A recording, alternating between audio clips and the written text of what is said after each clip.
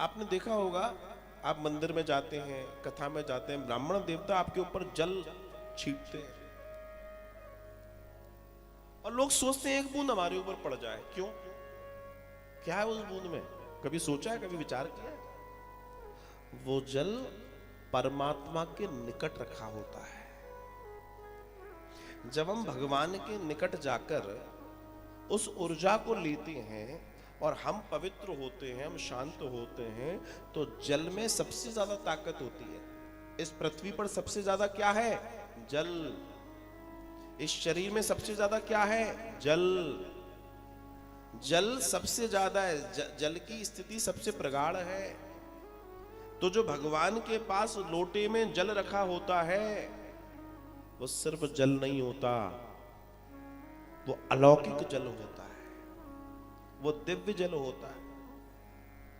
मैं कई बार निवेदन करता हूं कि आपके घरों में, मंदिरों में, घर के अंदर भी भगवान जी के पास तांबे के आदि बर्तन में, तांबा है, कांसा है, चांदी है, जो भी है, उसमें जल भर के रखा करो और उस जल को फिर घर में सब लोगों को बांट दिया करो। जैसे आज रख दिया, सुबह फिर आप जब करोगे ना पूजन, तो वो जो जल है, वो जल बहुत ताकतवर है, थोड़ा बहुत ताकतवर नहीं है,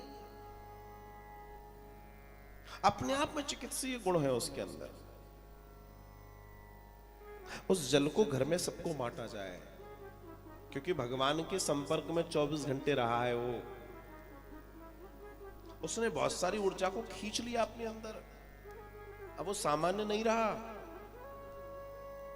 मात्र उस जल को भगवान के चरणारविंद का दर्शन करके उसी स्थिति से तुम पियोगे ना, तुम देखो तुम्हारे जीवन में चमत्कार हो जाए, गारंटी है इस बात की।